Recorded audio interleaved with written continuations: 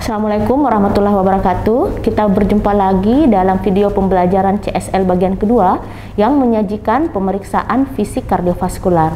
Oh ya, perkenalkan lagi, saya Dr. Sumarni, spesialis jantung dan pembuluh darah, koordinator Blok Kardiovaskular Fakultas Kedokteran dan Ilmu Kesehatan Universitas Muhammadiyah Makassar.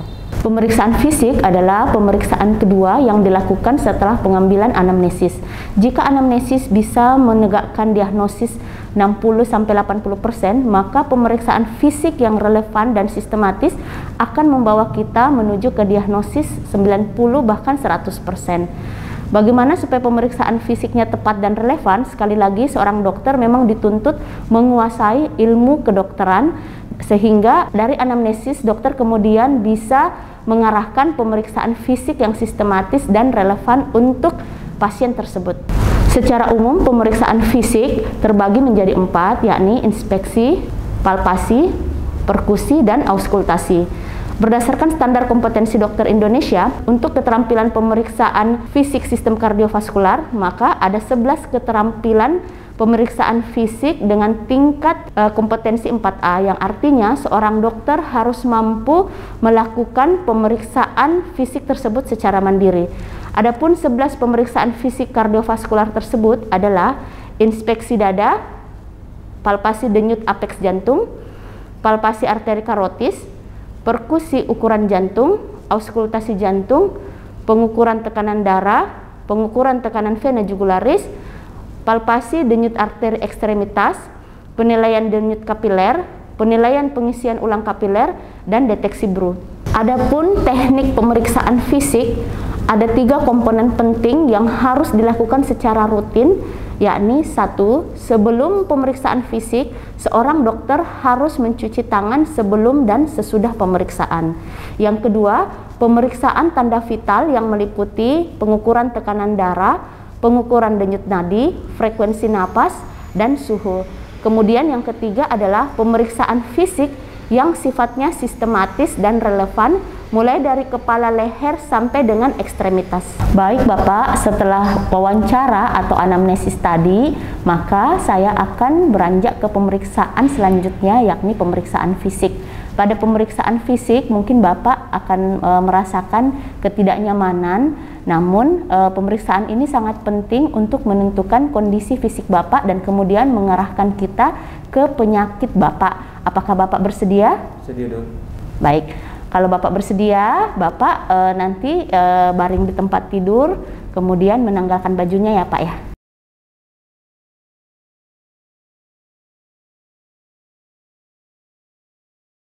Sebelum melakukan pemeriksaan fisik, maka kita harus mencuci tangan menggunakan 6 langkah.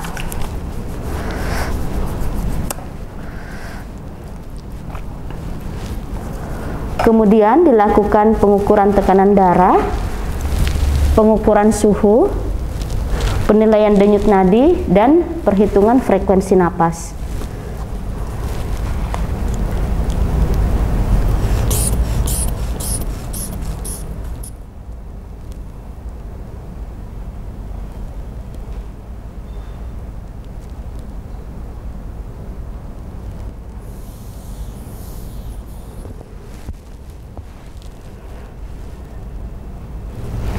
Penilaian denyut nadi dilakukan di kedua arteri radialis.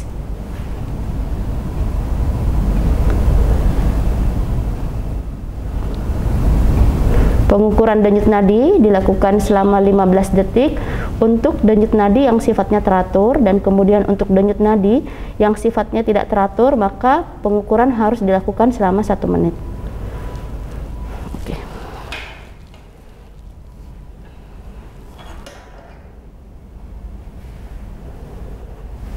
Baik. Setelah pengukuran tanda vital, maka kita lanjutkan ke pemeriksaan fisik kardiovaskular yang sistematis dan relevan. Untuk pemeriksaan fisik kardiovaskular, kita mulai dari kepala, leher, kemudian toraks, paru, jantung, abdomen, dan ekstremitas. Sesuai dengan SKDI, maka kita mulai dari pemeriksaan tekanan vena jugularis. Untuk pengukuran tekanan vena jugularis, pemeriksa berada di sebelah kanan pasien, kemudian pasien diposisikan tidur 30 derajat, dan kemudian pasien menoleh ke kiri. Yang pertama, kita harus mengidentifikasi vena jugularis internanya atau vena jugularis externa. Kemudian menekan angulus mandibularis untuk menentukan titik kolaps vena jugularis tersebut.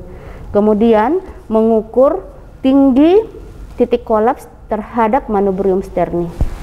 Kemudian pemeriksaan fisik yang kedua pada leher, yakni deteksi Brood dan palpasi denyut arteri karotis.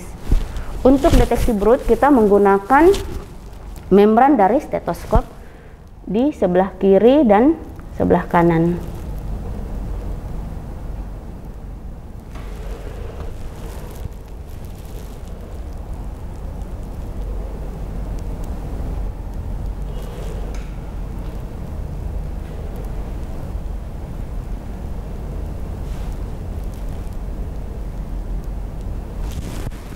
Kemudian pemeriksaan toraks. Untuk toraks yang kita nilai adalah deformitas dinding dada, bentuk dada, apakah fectus excavatum, fectus carinatum, dan kemudian mengidentifikasi ada tidaknya tanda-tanda bekas operasi ataupun scar. Kemudian yang kedua adalah palpasi toraks. Untuk palpasi kita menentukan punctum dari ictus cordis. Untuk pemeriksaan punctum, maka kita menggunakan ujung-ujung jari tangan di linea mid clavicular line sinistra ICS 5. Setelah menggunakan keempat jari-jari tangan, kemudian kita menggunakan ujung satu jari untuk menentukan punctum ictus cordis. Kemudian dengan menggunakan jari-jari tangan lain kita menentukan ada tidaknya heave, thrill, yang menandakan adanya pembesaran ruang-ruang jantung. Setelah inspeksi dan palpasi, maka pemeriksaan selanjutnya adalah pemeriksaan perkusi jantung.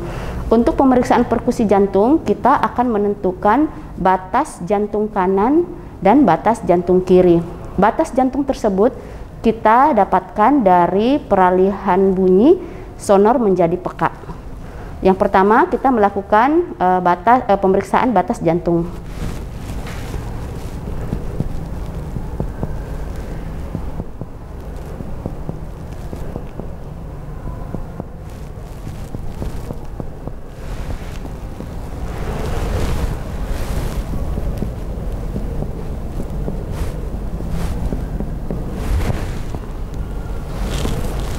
Pemeriksaan selanjutnya adalah pemeriksaan auskultasi jantung.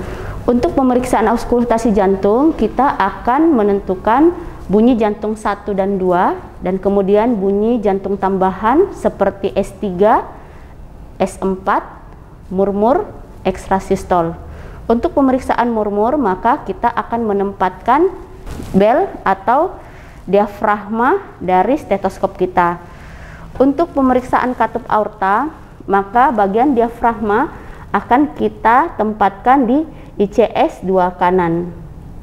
Untuk pemeriksaan katup pulmonal di ICS 2 kiri, dan kemudian untuk pemeriksaan tricuspid di ICS 4 parasternal line sinistra, dan kemudian untuk pemeriksaan mitral kita tempatkan stetoskop di apex atau ICS 5 mid clavicular line sinistra.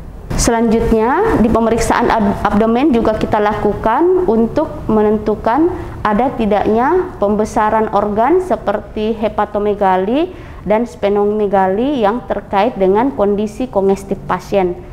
Untuk pemeriksaan hepatomegali kita lakukan pemeriksaan organ hepar secara rutin. Selain pemeriksaan hepatomegali dan splenomegali, maka kita juga menilai ada tidaknya hepatojugular reflux dengan cara menekan hepar untuk melihat ada tidaknya reflux pada vena jugularis. Penilaian terakhir untuk pemeriksaan fisik kardiovaskular adalah penilaian ekstremitas. Untuk penilaian ekstremitas, yang pertama kita akan menilai beberapa titik denyut arteri ekstremitas. Yang kedua, kita akan menentukan ada tidaknya edema pretidial atau tidak. Untuk menentukan denyut arteri ekstremitas, maka Titik yang kita gunakan adalah yang pertama arteri dorsalis pedis, kemudian arteri tibialis posterior, kemudian arteri radialis, arteri brachialis, dan yang terakhir adalah arteri poplitea. Kemudian dilakukan pemeriksaan ada tidaknya edema pretibial di kedua tungkai bawah. Dan yang terakhir adalah penilaian pengisian ulang kapiler.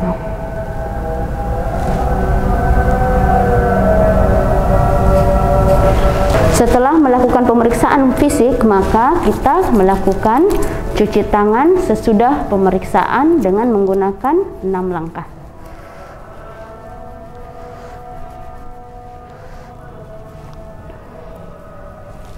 Demikian tadi pemeriksaan fisik sistem kardiovaskular yang sistematis dan relevan, mulai dari kepala leher sampai dengan ekstremitas. Sampai jumpa dalam video pembelajaran berikutnya, yakni perekaman EKG. Semoga bermanfaat. Wassalamualaikum warahmatullahi wabarakatuh.